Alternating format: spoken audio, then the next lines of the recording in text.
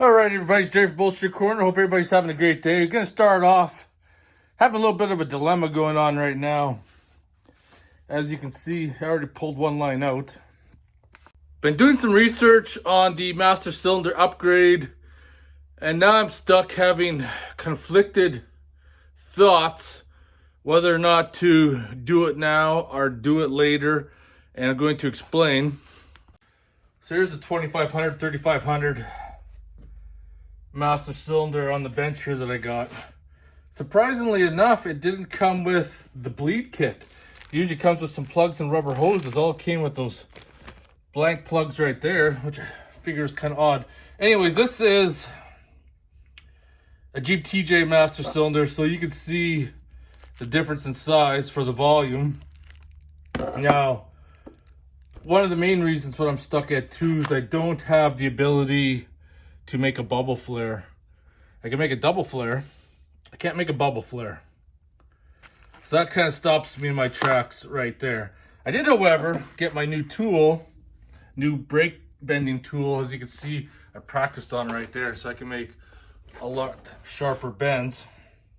So this is the problem I have, and this is the problem that I researched, is that a lot of people are saying you don't need to do the master cylinder upgrade until you're running bigger brakes, as in dual piston calipers, where on the Jeep TJ front and back, there's only single piston calipers. And I did think about the idea I talked about before, is the proportional valve. The interesting thing is, I went to rockauto.com. I looked up proportional valve for the Jeep, and it's listed as the same part number with rear brakes, drum, or disc. So that proportional valve is able to run with drum or disc, which I thought was very interesting. So I'm thinking right now is assemble it, bleed the brakes, run it the way it is, see what's going to happen. And then once I upgrade to 35-inch tires, that's going to determine whether or not I need to upgrade my brakes. And if I upgrade my brakes, then I'll probably do the master cylinder. Because a couple things also I need a 1/4-inch fine bolt, 1/4-inch 28 thread, about 2.5 inches to modify for that to work. I went to the local Lowe's store, didn't have it, but I have to go to a specialty bolt supply house, which I'm going to need to do because I need new bolts for the skid pan, because I'm going to take the drop part out of it, so I'm putting my skid pan up higher. What I need to do right now is that one brake line is pinched, so I need to repair that first before I go about bleeding the brakes and then pulling that transfer case out. Just got the brake line off there. The reason why, I'm going to show you guys, just kind of get it into position here. Come on, focus.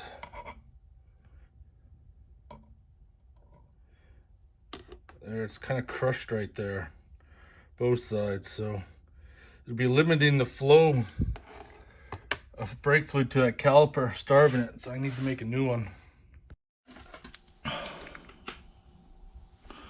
So now this is where fun begins, as I go about making my line.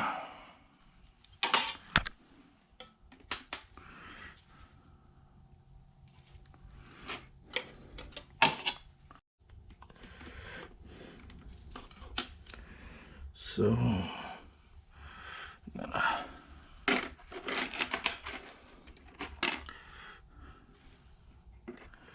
down like that, perfect.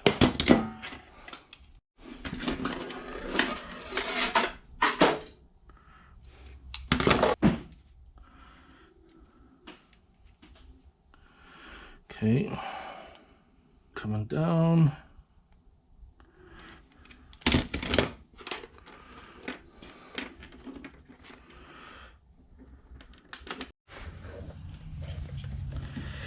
Get this thing back in place.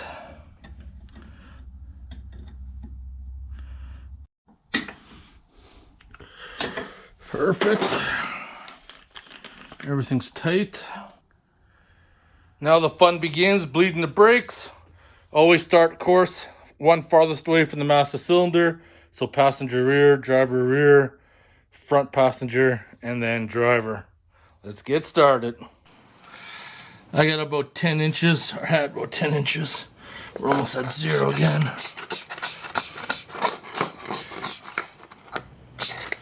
It's gonna take a long time to get some brake fluid from the front to the rear here. Starting to see some brake fluid come through now. Lots of air sucking her through.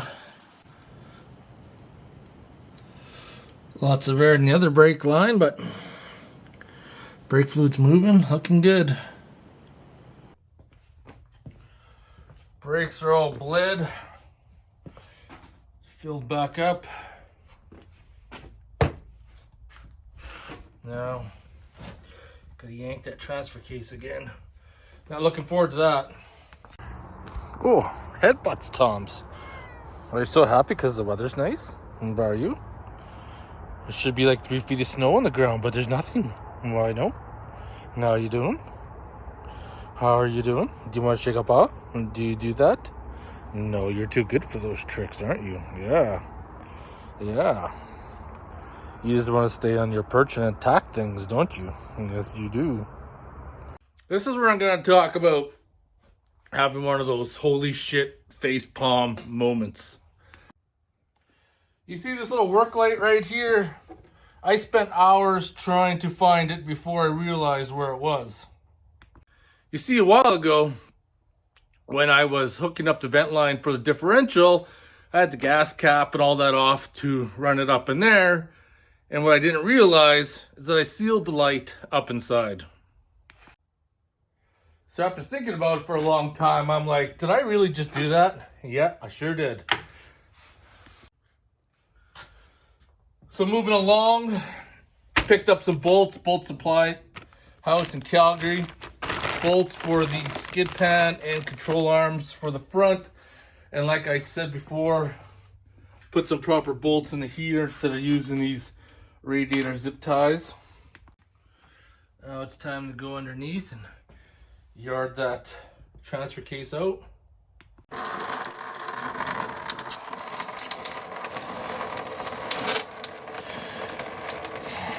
This is what I'm trying to fix. I gotta put a seal in there. And this is one of those times where a motorcycle jack comes in handy because I just dropped the transfer case on that. Now that the transfer case is out, I gotta take some measurements. I'm assuming this is right inside here will be where the seal will go, because if I look at the transfer case, that's where it's gonna be. So give you a backstory about this. When I did this LS swap, I originally did it with an MP 231 Chevy, so I had a different plate. Then I ran into issues that the gear cut was different, so I went back to the 231J. So then I bought this outside adapter that is clocked, but the problem with that is that the extra holes for the clocking doesn't seal the oil in, so it leaks out. But the original, if I would have bought the kit which had both halves, there's the inside half, there's the outside half, it has a seal. So I need to take a measurement here and see if I can get a seal or figure something else out.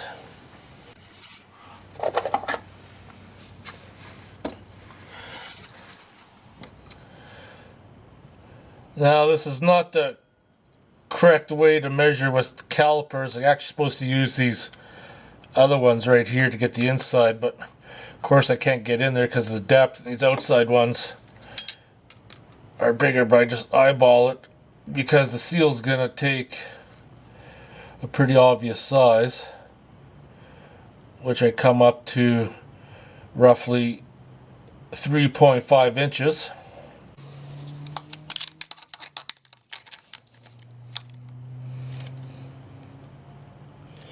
Taking a measurement out there, right where that seal is, wrote them down on the paper. Now to look it up.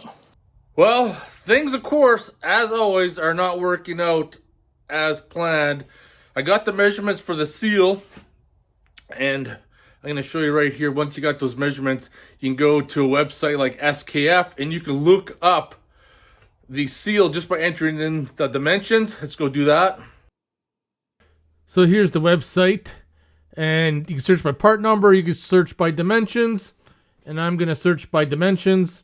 And as long as you have 2 out of the 3, you can get an idea on what seals are made roughly in the size. So I'm taking my measurements that I measured and entered into the equation.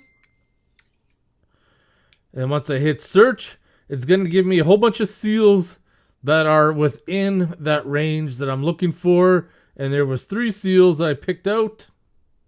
But unfortunately, they're not a very common seal, and I'm not going to be able to get them anytime soon. So that being said, I got the old gasket right here. And I got some gasket paper, so I'm going to trace this out, remake a new gasket. And except this time we're going to silicone it and then put the transfer case back in. That seal is most likely there because of the clocking holes is where the oils could possibly get out. Unfortunately, I'm not going to be waiting around for 3 weeks to get a seal. So we're going to put it together like this. Without using silicone, it was just a very slight drip. Just enough to notice it, but not enough to leave a puddle of oil. So we're going to do it this method, put it back in, and we should be good. Now, of course, you guys recognize this. This is the gasket paper that was being used when I made the gasket for the transmission pants that are using that cork one. And it has worked out awesomely so far with silicone. No leaks whatsoever. Just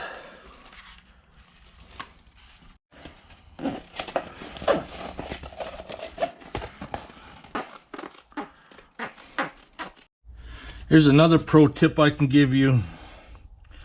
Whenever you're using a hole punch, obviously, you want to use it on something soft, like a chunk of wood. That way you won't damage it.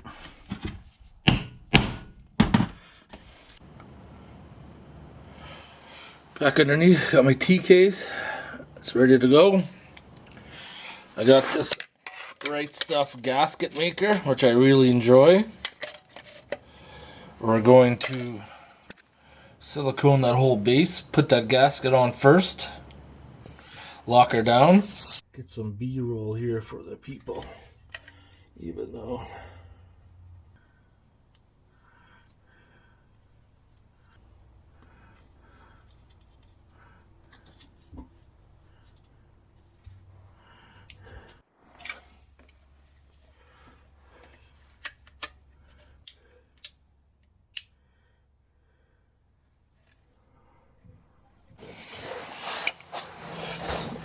transfer case is put back in. I think the silicone will seal quite nicely. Should help eliminate that leak, because in a normal situation you don't have that extra seal there because it seals around the base there at the gasket. But in my situation, with the clocking ring, that changes it. So I already got the front dry shaft put back in. Just ready to start bolting the rear one in. And yeah, take this thing out for a rip finally.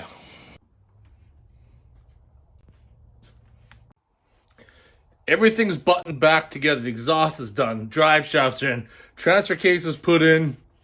I'm going to be ready to take this out for a rip, but not until tomorrow. I want to let the Loctite set up in the driveline bolts first. I'm going to save this till tomorrow. Got lots of stuff to still got to clean up. Get this Jeep out of the garage. Clean up all this mess. Organize some stuff so we can start finishing off some other smaller projects on the TJ before I can bring the JK in to do the transfer case and rebuild the rear drive shaft. Crazy that it's almost Christmas time and no snow, but I'm not complaining. Today's the big day. Today is the big day. Take this thing out.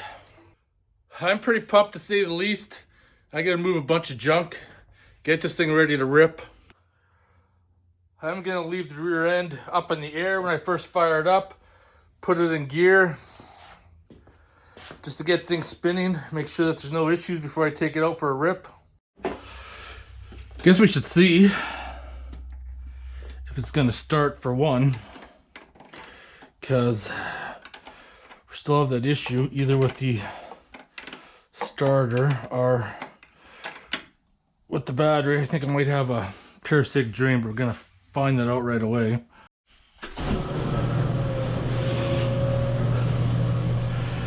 Should start theoretically. Plus the battery needs a boost. It's in park. Oops. Yeah, I think that solenoid's a little shot. See if this carbon monoxide tester still works. This beaker's hooped. Oh, there we go.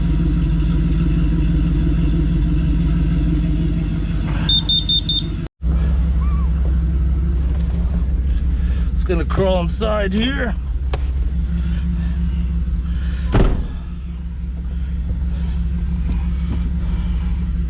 Pump up the brakes. There. Feel a little soft.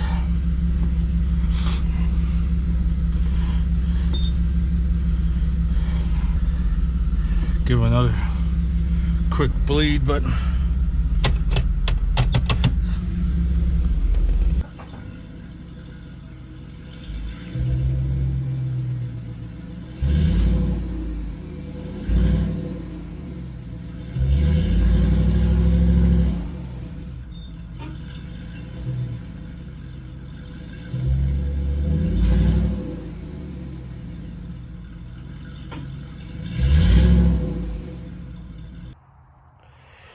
I'm off the jack stands. It's a moment of truth.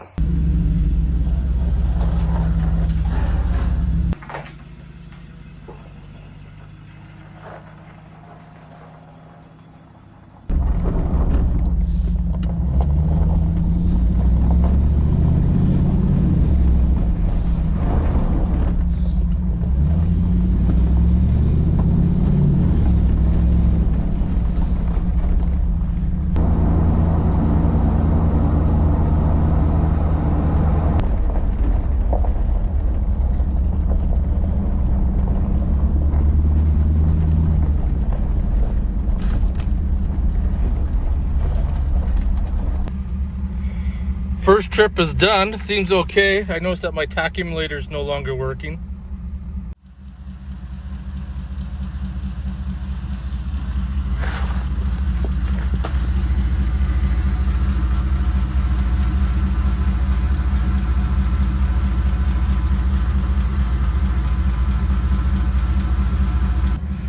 Pinion's not hot. That's a good sign. I'm gonna try to figure out this tachymulator.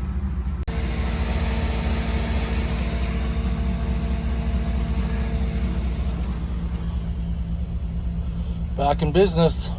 Man, that feels so good. Take it out for a rip. The Novak emulator, I'm not sure what happened there. Probably because this battery's poots. I'm gonna have to get a new one. But probably because I had to boost it. So I think it times out after it doesn't get a crank signal.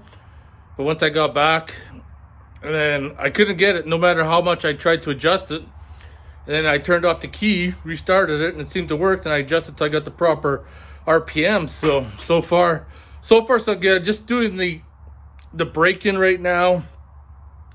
Just a quick drive around the neighborhood, about 4 or 5 kilometers, and then come back, check for temperatures, and I'll probably go out again tonight for a little bit longer trip.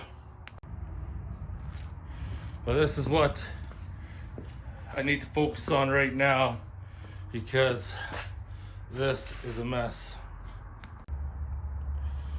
I haven't even touched my workbench yet, but that's just what I swept up off the floor, and I haven't even got into all the little nooks and crannies yet.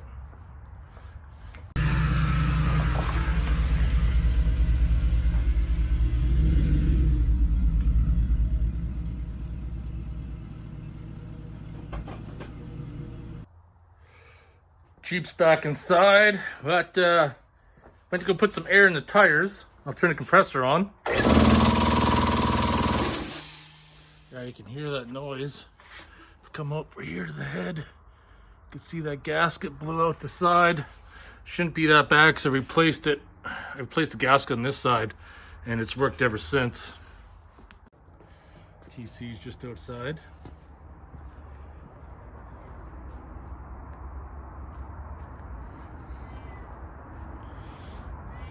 What's going on, man? You just chilling? I do think it's motherfucking beer time, though. What have we got? What have we got? Let's have a chill coot. All right, shut her down, motherfucking beer time. We're gonna have some chill coot beer from the Yukon. Cheers, everybody. Pretty exciting. First test drive with the 8.8 has been done.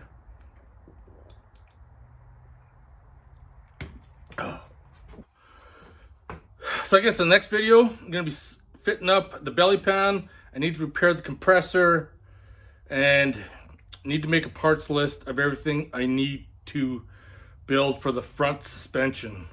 Take care of that, get those parts ordered, and be good to go. Anyways, I want to thank everybody for watching. If you have any questions or comments, post them below. Otherwise, I'll see you guys in the next one. I'm gonna take this out for a spin tonight, so I just want to throw the battery charge on. Even with driving it, after boosting it, it says only 41% power. Doesn't seem like it's taking too much of a charge either. There we go. No. Goes to take a charge and kicks out.